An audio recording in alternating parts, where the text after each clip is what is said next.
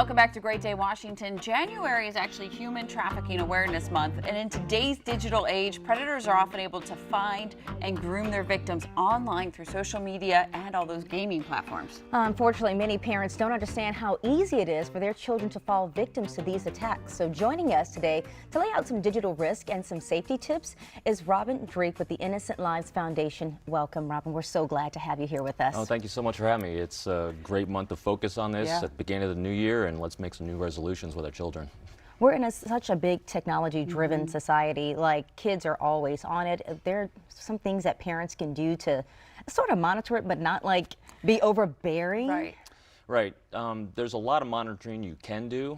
Unfortunately, if you don't have that pre-established great relationship with your children to begin with, they're going to find a way around it.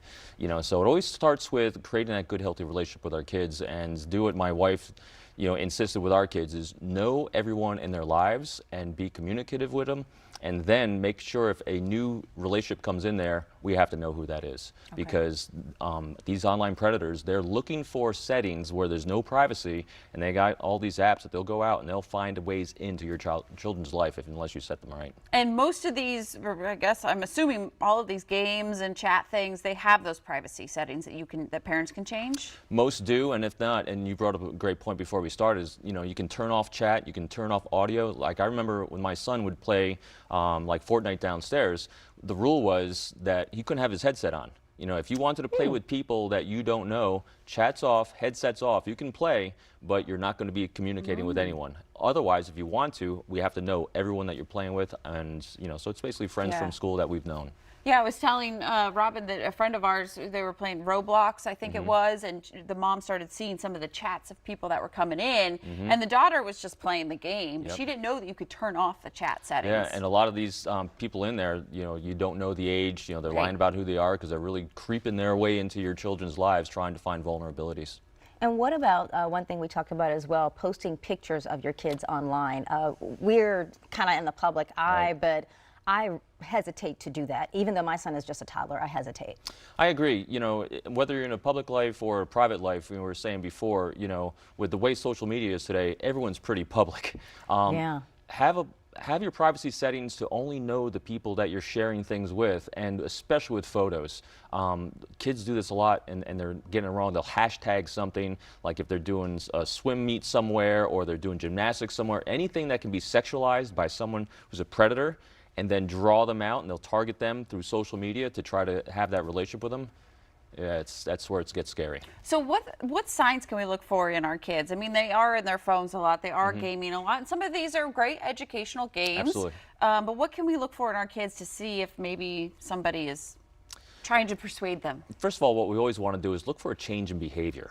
We have what normal looks like in our children's lives. We have what normal people in their lives interact with them like. And so if all of a sudden you get a change in your children's behavior, that's where having that pre-established, and even if you don't yet establish now, trust with our kids so they'll share with us. And so we're looking for more privacy that they have.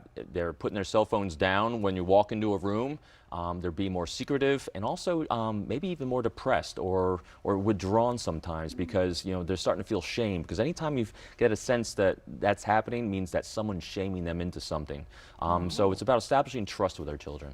Wow, and I'm so glad you said that, because I remember growing up, my mom, I felt like she always wanted to pick my friends and basically kept to run them through interrogation. Like, who are they? Who are their parents? Where do they live? I'm like, I just want to get ice cream with them. So, but nowadays, you do have to be a lot more involved with your kids. Right, and that's why we came up with this acronym TRUST, because I'm retired from the FBI and I was a behaviorist, and it's all about creating that trust. And so this acronym TRUST, make it a good New Year's resolution at the dinner table. First thing, have dinner together. First, T, talk in terms of your kids' priorities. What's important to them? R, relationships. Understand the relationships that they have in their lives and make them part of your life. You understand their challenges that they have and be a resource for them in those challenges. S, the biggest one, stability. Maintain your own emotional stability if you see something that freaks you out as a parent, because if you freak out, shields are up. And most importantly, T, teach. Have them teach you the applications they're using, why they're using them, and what benefit they get from them, so that way you have that great communication. And I know it's always changing, so where can we go to find out like a list of games or sites to avoid? Yeah, absolutely. Every time I do one of these, the list has changed. So go to our website, innocentlivesfoundation.org.